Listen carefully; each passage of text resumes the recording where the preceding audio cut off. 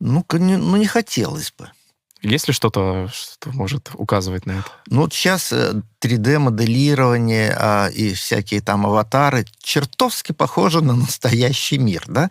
И я уверен, что в будущем компьютеры будут синтезировать такие изображения и объемные объекты, которые трудно будет отличить от. Но это все равно результат работы реальных компьютеров, реальных программистов.